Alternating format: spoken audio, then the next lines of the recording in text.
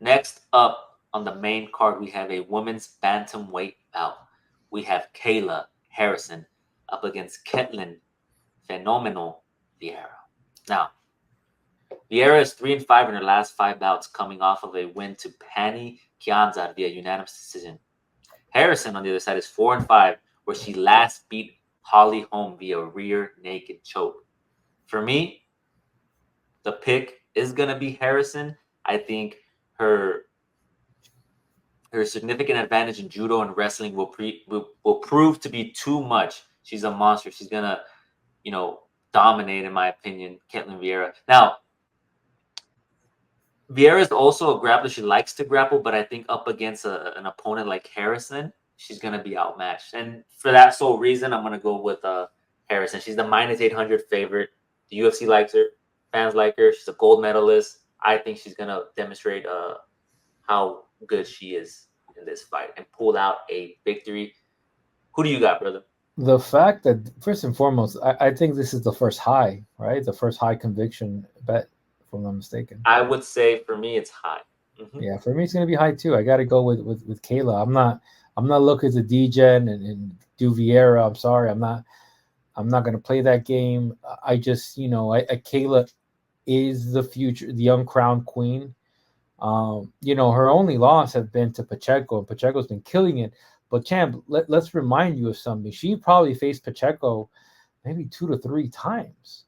Like, there is something about facing a fighter over and over. Hence, boxing Garcia Hmm. versus Haney. How many times have those guys fought, A right? bunch, bunch. Yeah, so you do learn about your opponent. I think that's what's happening. And listen, Pacheco's fighting Cyborg over there. Shout out to the PFL, but Hmm. this is a different league.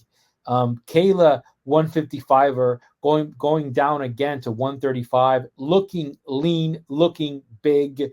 Um, the only question is, as we've been kind of hinting, is how is this massive woman going to be doing at elevation?